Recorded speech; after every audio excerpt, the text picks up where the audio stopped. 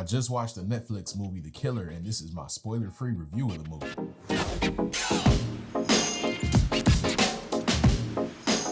So first, a little bit about the movie. It's directed by David Fincher, the man behind beloved films like The Social Network, The Curious Case of Benjamin Button, Seven, or Fight Club. And I feel like this movie is right in the sweet spot of what we love to see him creating. It stars Michael Fassbender in the assassin role that the movie's title refers to, and it also marks a reunion between Fincher and his Seven writing partner, Andrew Kevin Walker. I saw The Killer during his limited theatrical run that started October 27th, but it's also coming to Netflix on November 10th. If you can get a chance to watch the movie while it's still in theaters, I'd say go for it. I saw it at a local theater that's usually the one to show more of the indie stuff.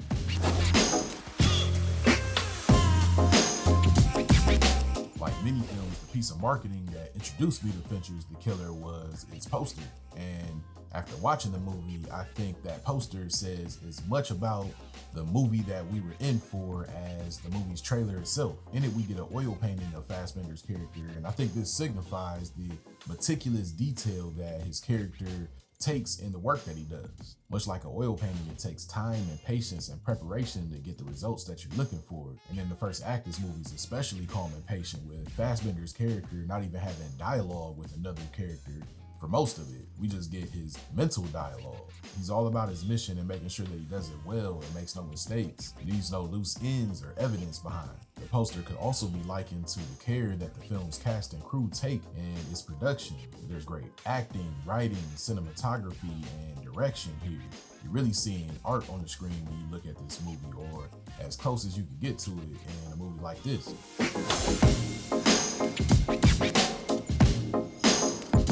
Movie was a heavy lift for Fassbender as this assassin character, as I think he might be in every scene of the movie. You never even really get his name, just a lot of aliases. He's cold and calculating when it's called for, but you still get empathy from him when it's needed. There aren't a ton of other characters with speaking roles, but the ones that do appear all kill it. Tilda Swinton is the only other actor that I was familiar with here, and she's an exposition machine with lots of gravitas, just like you'd expect. I always love when I see her and stuff.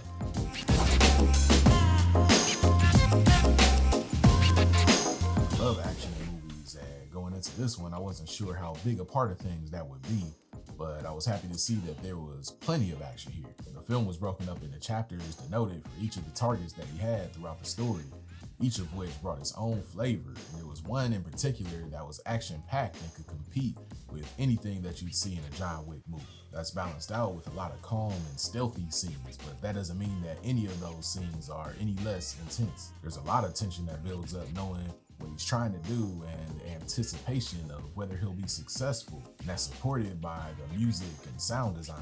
There's this swelling ambient noise that happens in a lot of the scenes that just feels like anxiety and anticipation, and it intensifies as you get closer to a scene's climax. And in some moments where the action is more chaotic, the music reflects that too.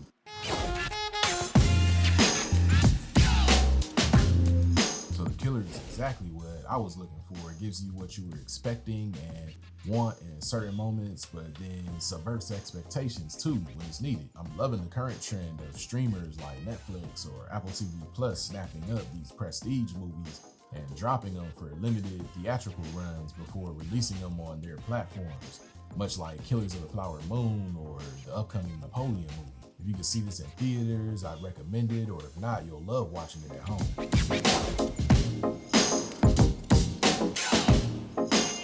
Let me know what you thought of The Killer in the comments. Like this video if you enjoyed this review, and subscribe to my channel so you don't miss the next one.